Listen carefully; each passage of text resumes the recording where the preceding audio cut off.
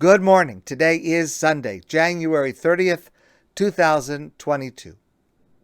I was honored to have been invited to speak at a memorial yesterday on the 5th anniversary of the deadly terror attack in Quebec City Mosque that occurred on January 29, 2017.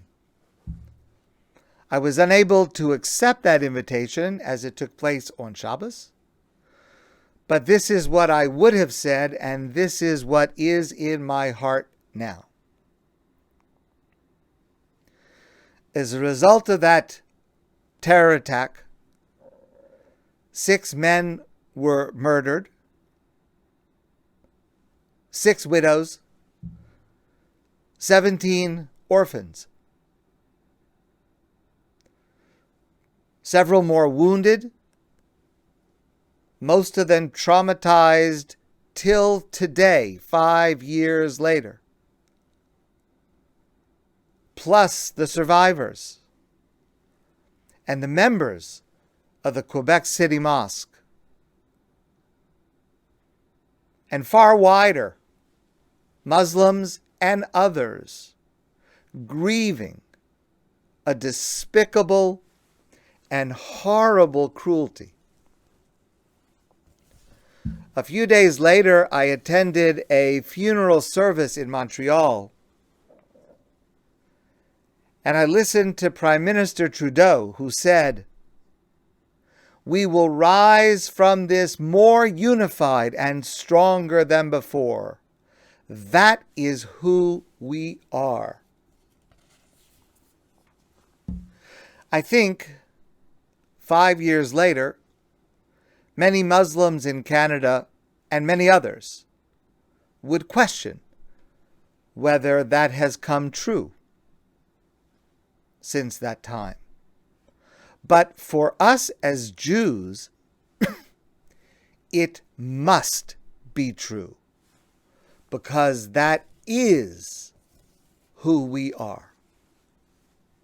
We can discuss and disagree about various issues or questions between ourselves and the Muslim community. We can hold disagreements, strong disagreements, all that is fine. But the humanity of how we as Jews treat others who are different from us, that humanity is indispensable to what it means to be a Jew. And I felt that on the Friday after the attack, as more than 100 Jews from our community, led by Rabbi Zeitz and by myself, gathered at a mosque in Dollard on Friday to greet people coming to pray, to offer condolences and support. And the Sheikh spoke to our group, and he said, "You have comforted us."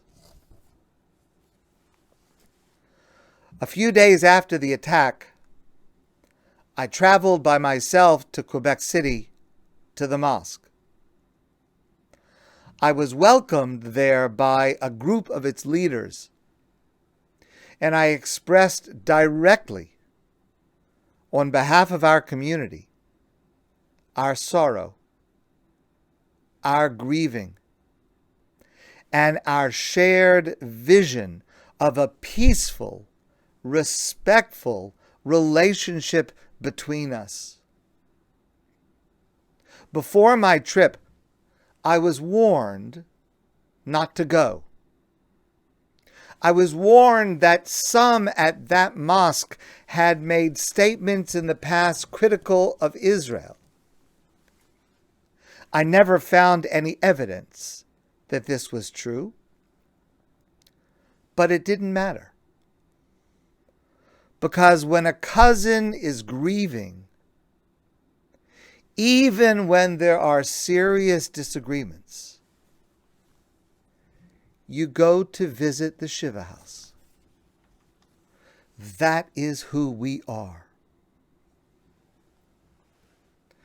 There was a remarkable article in yesterday's Montreal Gazette written by René Brummer. I hope that you read it. If you did not, I urge you to do so. Tells the story of Hakim Shambaz, one of the survivors. And he told this reporter that even a year after the attack, he was still tormented by nightmares and flashbacks. He remembered that on that night he had meant to bring his children with him to the mosque, but decided not to at the last minute. He described the scene of terror and chaos. The shooter was quiet and methodical. Shambaz saw a 2-year-old crawling toward her wounded father. He scooped her up, shielding her with his body, and took shelter behind a narrow column. To this day, he said, I don't know what propelled me to do that. He saw Professor Balkasami shot and killed, and then his good friend Abdakrim Hassan shot and killed. He saw Abu Qadar Tabti shot in the head, and Azadin Sufyan, the friendly grocer that all of them knew, executed. It plunged us into a profound anguish. These were people that were very close to us, that we saw almost every day at the mosque. And Shambaz recalls that he avoided other people, friends, the media, to try to quell the pain. And then, he said, at an event commemorating the 1-year anniversary, so that's January 29, 2018, he was approached by Celeste Corcoran. Celeste Corcoran lost both legs in the bombing at the 213 Boston Marathon that killed 3 and injured more than 260. And she came to Quebec City in January 2018 to support the survivors of that attack. And Shambaz, when he saw this woman, when he met her, he thought to himself, oh my God, I still have legs. And this woman, she doesn't even know us. And she traveled all the way from Boston to Quebec City in January. And the ones who did those bombings in Boston were Muslims. And he said at that moment, I saw someone who had been in my place, reaching out a hand to us. It was clear to me then, and it is clear to me now, that we as Jews must reach out our hand in grief and in celebration, in friendship. Because the truth is, and unfortunately so often this gets lost today, but the truth is, our religions, our cultures share so much. An absolute belief in one God and only one God. The importance of prayer, the importance of modesty, so many similarities in our legal systems. And we share something else. We both have extremists who shame us. And we both have texts that have been taken to rationalize mistreatment. But that is not who we are. Neither of us. And something else we share. We are both in a close competition neither of us wants to be in. Which of us in Canada is hated more?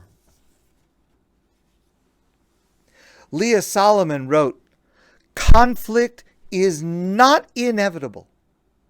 Oppression is not inevitable. Injustice is not inevitable. War is not inevitable.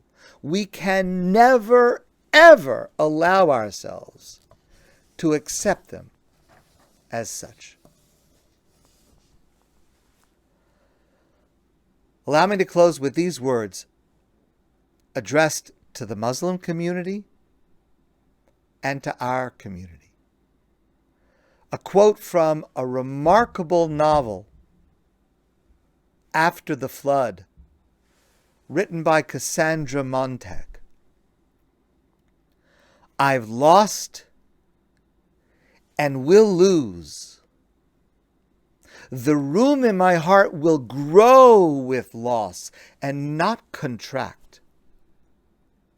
I am not the shards of broken glass, but the water let loose from it, the uncontainable thing that will not shatter and stay broken. That's who we are, and that is who we must be. My friends, I want to wish you a good day, and I look forward to seeing all of you soon in person.